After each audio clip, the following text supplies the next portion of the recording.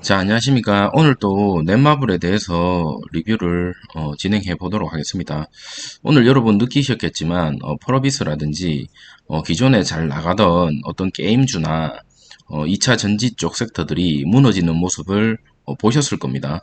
넷마블도 마찬가지로 최고 마이너스 4.35%까지 떨어졌었어요. 떨어지다가 장 마지막까지 어느 정도 반등을 보여주면서 마무리가 되었습니다. 수급적인 부분에서는 좀 이따 볼 거지만 외국인이 수급을 주도를 하면서 좀 올려주는 모습을 보여줬습니다. 제가 이전에도 이전 영상에도 말씀을 드렸다시피 넷마블 같은 경우는 지금 사실은 게임을 잘 만드는 회사가 아니다라고 말씀을 한번 드렸던 적이 있었고, 뒤에 한번 다시 말씀을 드리겠지만 접는 게임들도 나오고 있고 게임에 대한 수익성이 조금 약화되고 있다라는 것들이 지금 여기에 녹아 들어가 있다라고 저는 개인적으로 생각이 됩니다. 이 주가에 녹아 들어가 있다. 그러면 이제 넷마블이 앞으로 어떤 모습을 보여줘야 되냐면 남들보다 빠르게 게임을 조금 더 뒤처진다면 게임주가 지금 최근에 많이 떴던 이유가 뭐죠? 메타버스 관련 테마를 탔었거든요.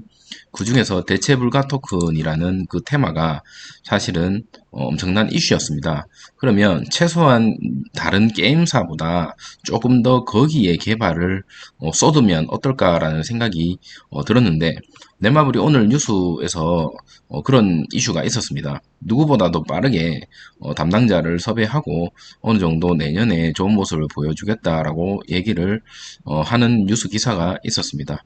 그래서 물론 이제 그게 지금 현재 떨어지는 주가를 살리기 위한 하나의 교육 체계 약간 임시 방편적인 모습일 수도 있지만 그게 만약에 아니다라고 했을 때 이 박스권을 돌파하는 모습을 보여주지 않을까라는 생각이 듭니다.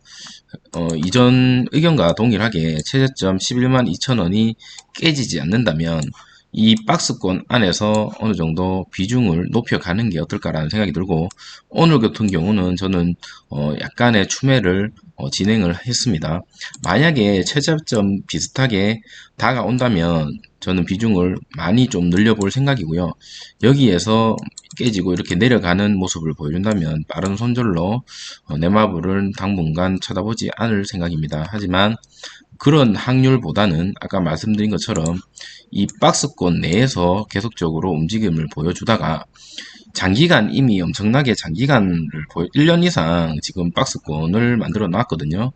그렇기 때문에 내년에는 지금 넷마블이 하고자 하는 신사업 그런 이슈를 좀 타고 올라가는 모습을 보여주지 않을까라는 생각이 들고요. 이 박스권의 물량을 어느 정도 드러내고 올라간다면 최고점이 미십만 원까지도 빠르게 올라간다라고 저는 개인적으로 생각이 듭니다. 이 부분일 때 엄청나게 하락했던 부분을 지금 여기 있는 매물대가 많이 몰려있기 때문에 여기를 이렇게 뚫고 올라간다는 것 자체가 쉽지는 않을 거라고 말씀을 드렸습니다. 그렇기 때문에 조금 지겨운 싸움이 될 수도 있지만 만약에 어느 정도 넷마블의 비전을 믿고 그리고 수혜를 조금 덜 입은 게임주에 진입을 하고 싶다라는 생각이 드는 분이 계신다면 저점에서 쉽게 얘기해서 음봉일 때 매수를 하고 양봉일 때 조금씩 파는 그런 전략을 취하는 것도 나쁘지 않다라는 생각이 듭니다. 자, 오늘 보시면 아시겠지만 수급적인 부분에서는 개인과 기관이 매도를 하고요. 외국인이 마지막에 끌어올리면서 마무리가 되었습니다. 자, 특징 요소 한번 살펴보고 영상을 마치도록 하겠습니다. 자, 넷마블이 게임 업계 처음으로 NFT 전담 조직을 설립을 한 것 같습니다. 수장에서는 설창한 부사장을 내세우면서 아까 말씀드렸던 대체 불가 토큰이죠. 게임 내에서 어느 정도 가상현실이죠. 메타버스라는 게임 내에서 사용할 수 있는 어떤 우리가 지금 쉽게 화폐 단위라고 생각하시면 제일 이해하기 쉬울 겁니다. 게임 내에서의 화폐다라고 생각하는 게 아무래도 좀 쉬울 것 같고요. 그거를 전담 연구개발 R&D 조직을 설립한다라고 발표를 했습니다. 국내 거대 게임사 3곳 가운데 제일 첫 번째로 지금 넷마블이 하겠다라고 발표를 했고 내년 초에 공개한다고 하니까 최소한 내년 초까지는 우리가 들고 가볼 이유가 하나 생겼죠. 그리고 내년 초에 손절을 하더라도 혹은 익절을 하더라도 내년 초가 어느 정도 단기적인 관점에서는 맞지 않나라는 개인적인 생각이 듭니다.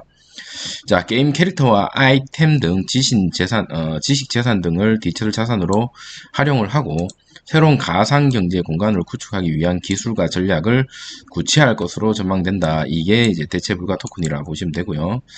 자, 넷마블이 대체 불가 토큰 NFT 전담 R&D 조직 설립을 결정한 것으로 22일 날 확인됐습니다.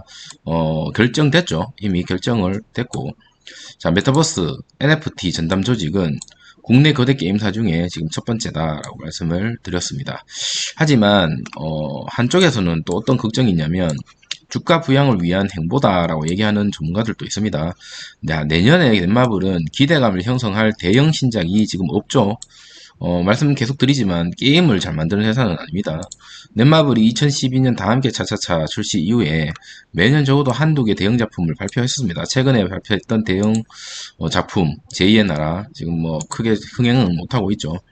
근로환경 이슈, 뭐 52시간 근무제 도입으로 인해서 그리고 코로나19 재택근무 여러가지 지금 악재가 겹치면서 신작 출시가 늦어지고 있다라고 얘기를 하고 있고요. 하지만 업계에서는 지금 이 대체불가 토큰에 대해서 계속적으로 얘기를 하고 있는 거는 첫 번째는 기대해 볼 만하다 넷마블 이렇게 얘기하는 사람들이 있고, 두 번째는 떨어지는 주가를 막기 위해서 임시방편적으로 그렇게 입을 털고 있다라고 그렇게 보여질 수도 있다. 자, 국내 게임을 좌우하고 있는 3N 경쟁사 간 대체 불가 토큰 경쟁이 지금 치열해질 것으로 전망이 되고 있는데, 처음으로 넷마블이 지금 얘기를 했고, 얼마 전에 NC소프트도 지금 그 NFT 계획을 발표하면서 주가가 엄청나게 뛰어 올랐던 적이 있었죠. 그래서 계속적으로 말씀을 드리지만 넷마블은 사실 NFT 이 대체 불가 토큰에 대한 테마에 아무런 상승 모멘텀을 작동을 못했습니다. 쉽게 얘기해서 혜택을 아무것도 못 받은 그런 상태다라고 보면 됩니다. 그렇기 때문에 앞으로 이게 장점이자 단점이 될 수도 있어요. 제가 생각할 때는 장점은요, 다른 혜택을 받은 어떤 그런 기업들보다 앞으로 더 갈 수밖에 없는, 쉽게 얘기해서 저평가가 됐다라고 생각을 하고 진입을 할 수도 있고요.